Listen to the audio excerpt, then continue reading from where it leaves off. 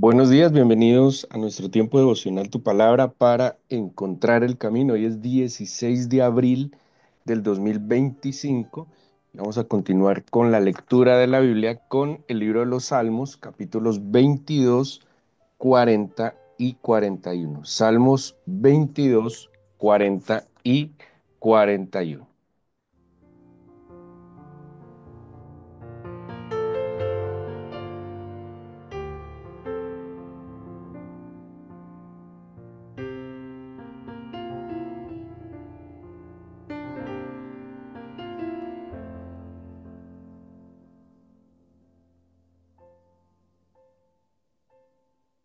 Estos salmos particularmente, como habíamos visto al inicio de semana, contienen em, algunas de las profecías, bueno, y van a ser así tomados por los escritores de los evangelios, profecías que se cumplen en el Señor Jesucristo. Bueno, tenemos profecías que se cumplen en el Señor Jesucristo desde el mismo libro del Génesis, en el capítulo 3, así lo entendemos, así lo hemos, y se ha podido corroborar e interpretar y, y tenemos entonces como desde el Génesis 3:15, cuando el Señor llama a cuentas a la serpiente que tienta a Eva y a Adán, cuando le dice, pondré enemistad entre ti y la mujer, entre su simiente y la simiente suya.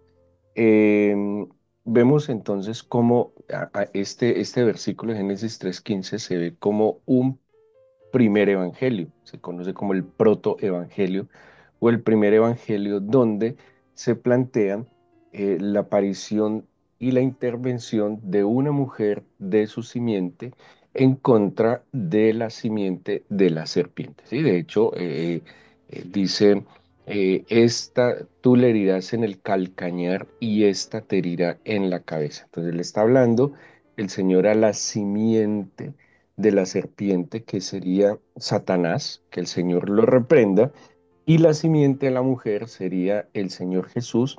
La herida que le causa el enemigo al Señor Jesús es una herida pasajera, es una herida en el calcañar, por eso el Señor, claro, muere en la cruz, pero resucita al tercer día. Pero la herida que le causa la simiente de la mujer al enemigo es en la cabeza, donde sería una herida mortal, ¿sí? Así que vemos como en este versículo se anuncian tantas cosas. eh, pues es un solo versículo, pero tiene una connotación de la salvación del Señor muy grande, donde plantea entonces esta enemistad entre la simiente de la mujer. Bueno, las profecías con el pasar del tiempo van dando como más claridad, digámoslo de alguna manera, más pistas, ¿sí? Y entre las pistas que nos va a ir dando la profecía mesiánica. Ahora, cuando en el tiempo del Pentateuco, ¿sí? Que el primer escrito sagrado que hubo era el Pentateuco, los primeros 5 libros de la Biblia, no se hablaba todavía así claramente sobre el Mesías, ¿sí? El término Mesías va a venir un tiempo después, pero aunque no se tuviera claridad en el tema del Mesías, pues es algo que con el pasar de la historia del pueblo de Israel se va concretando, digámoslo, es una idea que se va madurando y las profecías por eso se van a ir aclarando. ¿Como qué profecías?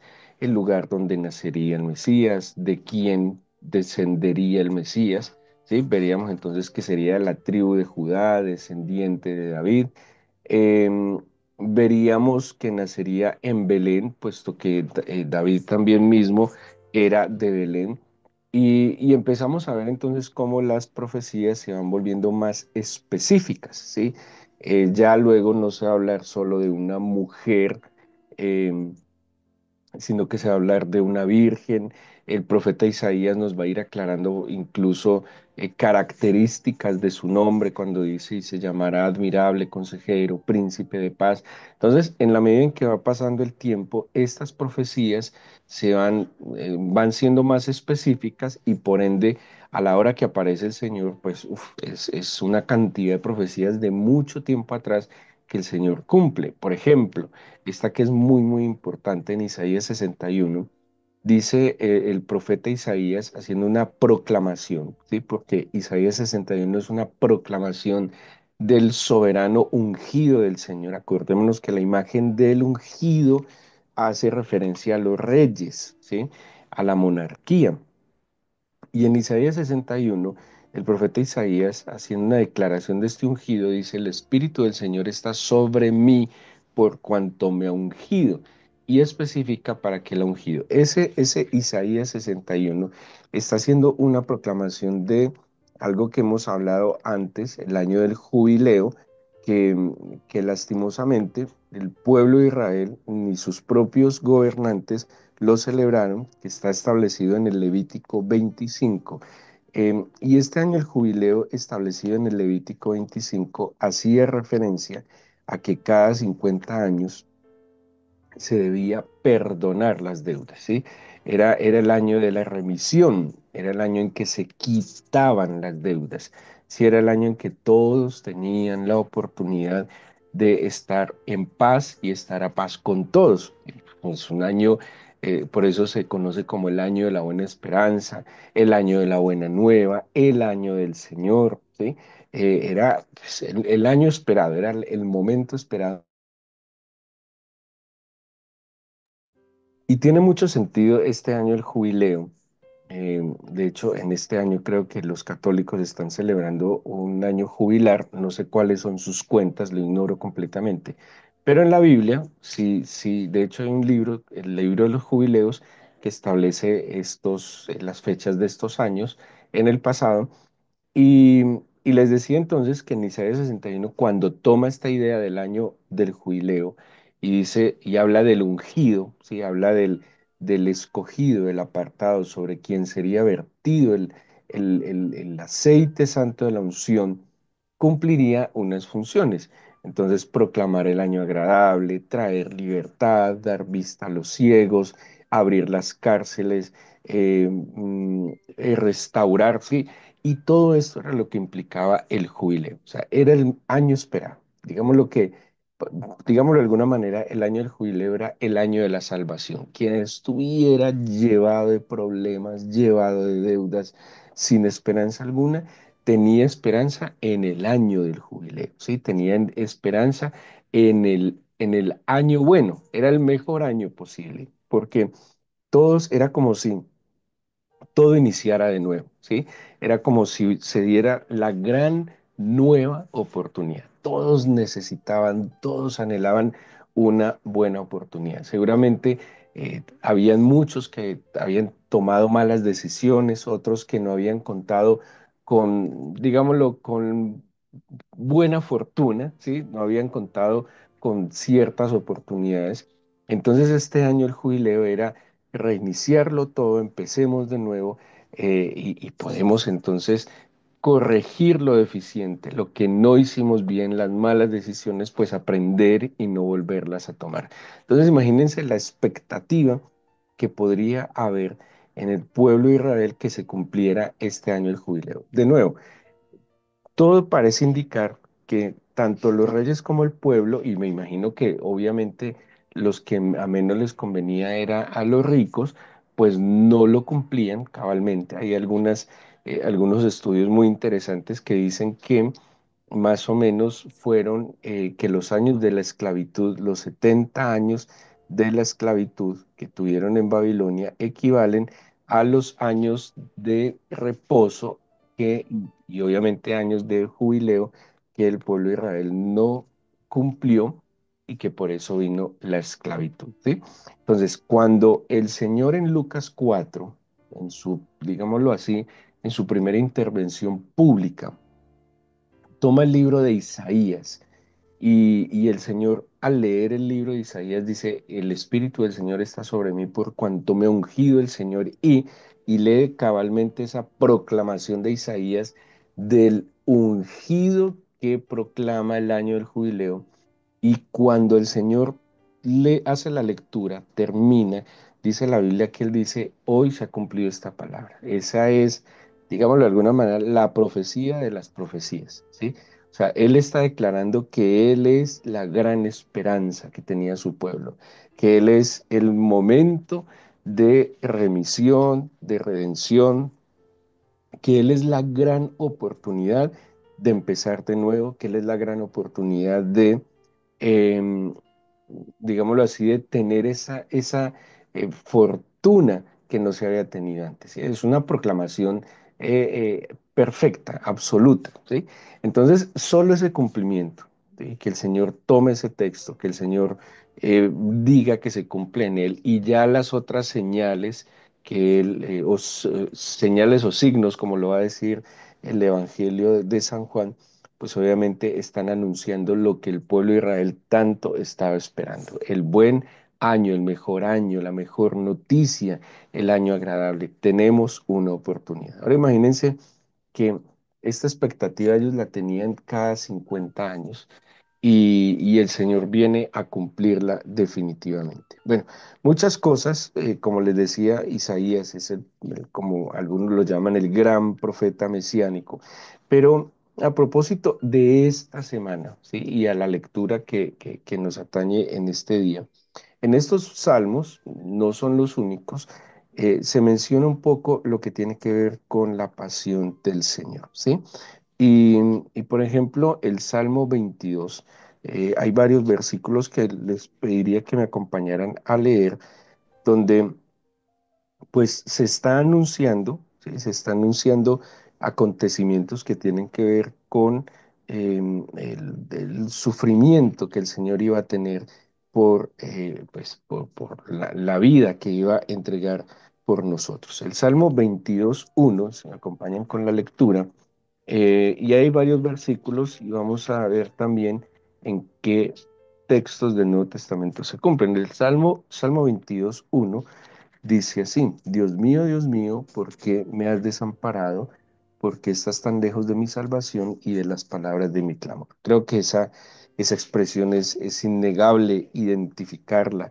Esta es una de las palabras que se conocen como el sermón de las 7 palabras, esa expresión que en arameo decía Elí, Elí, lama sabactani, algo así como ¿por qué me dejaste atrás? También tiene como esa implicación, es la sensación del Señor de que había quedado desamparado. Ahora, ¿por qué el desamparo? ¿Por qué la experiencia del Señor del desamparo? Porque pues obviamente el Señor en ese momento estaba llevando sobre sí nuestro pecado.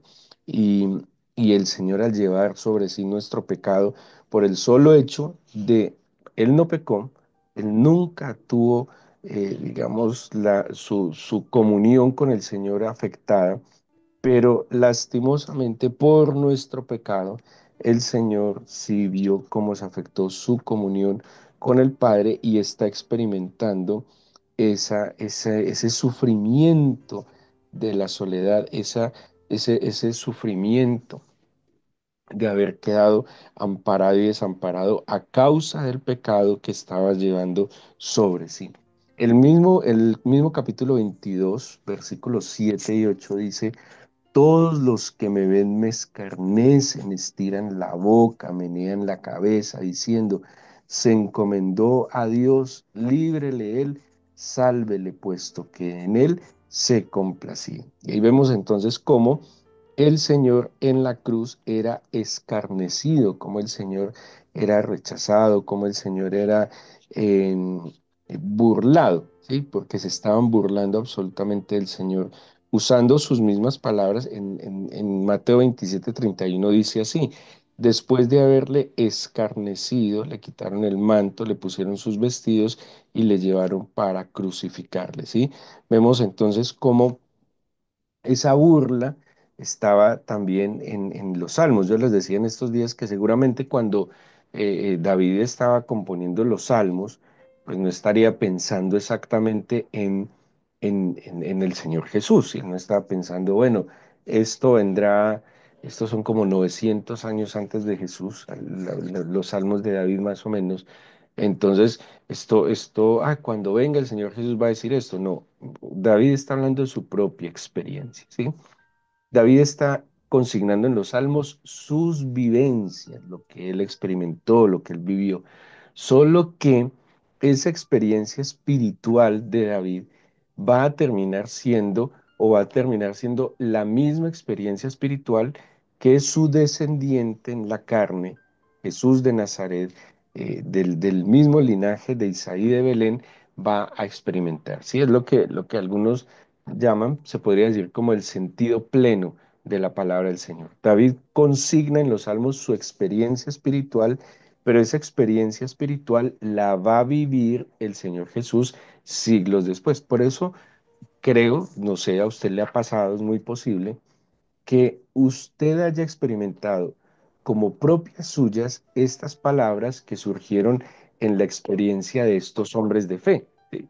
No sé, eh, por ejemplo, el salmista en el Salmo 91 dice, yo experimento que el Señor me cubre bajo sus alas, yo experimento el cuidado del Señor, yo experimento la protección. Él cuando escribe el Salmo 91 está hablando que el que habita bajo la sombra del Omnipotente morará, sí, toda esta experiencia de protección, él la vivió, la escribió, pero también ha sido una verdad para muchos de nosotros, una realidad para nosotros, ¿sí? O sea, es el sentido pleno que también tiene la palabra del Señor, no solo en el autor, quien fue inspirado y quien tuvo esta revelación, sino en el cumplimiento que se ha tenido en nosotros. Esto entonces, anunciado por David, o más bien expresado por David, también va a ser la experiencia que tendría el mismo Señor Jesucristo.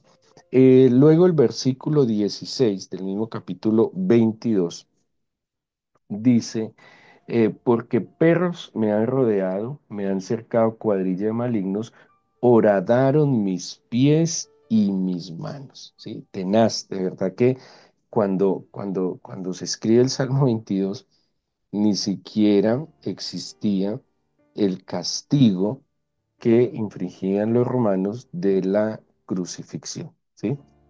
Y, y cuando, y este castigo de los romanos, pues, que era de clavar en un madero a los que condenaban, pues en una práctica que va a venir tiempo después, yo pues hasta donde sé, en la época de David, David no conocía este castigo porque vendría mucho tiempo después, pero mire cómo lo antecede, ¿sí? Ahora, ¿cuál sería la experiencia real de David? No lo sabemos, pero en su revelación, eso era lo que él experimentaba y literalmente el Señor Jesús lo vivió así. El versículo 18 del mismo 22 nos da otro detalle. Dice repartieron entre sí mis vestidos y sobre mi ropa echaron suerte. Acordémonos que al Señor Jesús lo vistieron, ¿sí? Poncio Pilato lo mandó a vestir con vestidos reales. Bueno, aquí hay algo que equivocadamente alguna vez escuché, pues no sé cuál era la enseñanza que se pretendía, que el Señor Jesús vestía también, algo así como que el Señor Jesús vestía de marca y tan fino que por eso se habían rifado sus ropas. Esto era como para respaldar un poco la opulencia, pero la verdad el Señor Jesús era pobre, ¿sí? Eso lo dicen los evangelios, lo corrobora la historia y él mismo Pablo dice que él se hizo pobre para enriquecernos a nosotros. O sea, estos vestidos que se están rifando los soldados no eran del Señor Jesús. A Poncio Pilato le puso unos vestidos finos, reales. Pues no sabría decirlo, es muy posible también dentro de este marco de burla, porque como a él lo proclamaron sus seguidores y se autoproclamó rey de los judíos, pues él, entonces acuérdense, le pone un vestido real, un vestido fino, en verdad, y los soldados en esta misma burla le ponen una corona, pero una corona de espinas. Entonces, estos vestidos ellos están rifando no eran originalmente del Señor, sino que le fueron puestos. Pero, pues lo que nos interesa a nosotros es que una vez más se cumplen las profecías, ¿sí? De nuevo, el Señor fue pobre, el Señor, y así lo dice San Pablo, se hizo pobre para enriquecernos. Entonces, pues es un error justificar, digámoslo, el tener que usar ropa cara, que porque el Señor usaba ropa cara. No, eso no. Use ropa cara si quiere, pero no tiene que ser justificado de ninguna manera en la Escritura. Los Salmos 40 y 41, también tenemos un par de salmos allí que nos habla de otros eventos. El versículo del capítulo 40, versículos 7 y 8 dice, entonces dije, aquí vengo, en el rollo del libro está escrito de mí, el hacer tu voluntad, Dios mío, me ha agradado y tu ley está en medio de mi corazón. Bueno, esto lo repitió el Señor varias veces. El Señor repitió varias veces que en la escritura se decía de él, ¿sí? Que en la escritura estaba anunciada la obra del Señor. Y el versículo 9 del 41 dice, aún el hombre de mi paz, en quien yo confiaba, el que de mi pan comía, alzó contra mí el calcañar. ¿Qué estaba anunciado acá? La traición de Judas, ¿sí? Que creo que ese tuvo que haber sido un momento muy doloroso para el Señor, como seguramente fue doloroso el momento de la traición de Pedro. Y y aquí también entonces el Salmo lo está anunciando. Bueno, hay otros que no están acá, por ejemplo el Salmo 31:5 dice, en tu mano encomiendo mi espíritu. Esta también es una de las conocidas 7 palabras del Señor en la cruz, que es cuando Él muere y entrega su espíritu al Señor, ¿sí? Tenemos, bueno, como les dije, muchos otros salmos, muchos otros textos que nos hablan de lo que iba a vivir, lo que era el ministerio del Señor y lo que fue su pasión y muerte y su posterior resurrección. De hecho, el domingo hablábamos de la profecía de Zacarías cuando habla de la entrada del Mesías en un pollino en son de paz. ¿Sí? Venía en son de paz a visitar a la provincia. Entonces, nosotros tenemos que tener la confianza, la seguridad que somos beneficiados de un plan perfecto, ¿sí? Somos beneficiados de un plan maravilloso. La obra del Señor no es algo deliberado, no es algo que salió de la nada, es un plan con mucho tiempo, eh, perfectamente diseñado y de la misma manera en que fue diseñado, fue perfectamente ejecutado. Es un plan basado no en la excelencia, no solamente en la sabiduría, sino que es un plan que está basado en el amor, un amor eterno, como dice el profeta Jeremías, que el Señor tuvo hacia nosotros y que por eso ha prolongado su misericordia. Jesucristo es la encarnación de la misericordia, del amor eterno del Señor, de su bondad. Jesucristo es el cumplimiento del anhelo de ese año del jubileo, de ese año agradable, de ese año de la buena esperanza. Jesucristo es nuestra oportunidad, no una nueva oportunidad, es nuestra oportunidad. Es la puerta que se abre, es el camino que se abre, no un camino fácil, así lo dijo, no un camino amplio, ni fácil, ni allanado, sino un camino estrecho, un camino difícil, donde Él prometió que estaría con nosotros. Así que estamos esta semana celebrando, conmemorando que Jesucristo es el pleno cumplimiento de las profecías, de los anuncios que el Señor dio a través de sus santos profetas para que se cumpliera en nosotros hoy. Como dijo el mismo Señor, ¿cuántos murieron anhelando ver lo que ustedes están viendo? Le decía a sus seguidores. Y ahora imagínense nosotros que estamos mucho después de todo aquello que era una expectativa fue una verdad. Y si lo que se anunció con anterioridad se cumplió, ¿por qué dudamos que lo que está anunciado ha de cumplirse? Por eso que nuestro corazón se rinda delante de Él con gratitud, con esperanza y con la certeza que Él está con nosotros. Y si Él está con nosotros, ¿quién podrá contra nosotros? Y Él hará las cosas de nuevo. Así que oremos, entreguémosle al Señor. Que en esta semana y que en estos días, cada uno en su congregación, en su iglesia, Habrá algo que es especial que hacer, estoy seguro.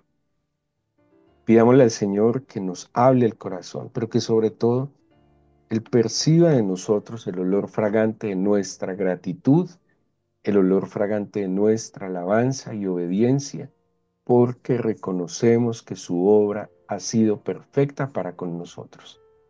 Señor, como le escuchaba a alguien en estos días y me das todos los días del año para trabajar, para producir, para ir, para venir, para tantas cosas, como no voy a apartarme para ti, Señor, a celebrar y a conmemorar que tú cumpliste todas las profecías respecto al ungido, respecto al Salvador. Permíteme hacer una pausa en el camino en esta semana para dedicarme quieta y reposadamente a ti, a adorarte, a alabarte, a agradecerte y, y estrechar mi corazón al tuyo, estrechar mi relación contigo, Señor. Por favor, yo te suplico que mi espíritu, mi alma, mi cuerpo se dispongan, se despierten a tu verdad y a tu voz. Yo te encomiendo, Señor, lo que queda de esta semana. Por favor, atráenos a ti. Por favor, aparta de nosotros el maligno que no nos haga daño. Líbranos de caer en cualquier tentación y desde ahora bendecimos el pan que durante este día y todo este resto de semana nos darás con tu generosidad. Gracias porque escucha, Señor, nuestras oraciones en el nombre de Jesús. Amén.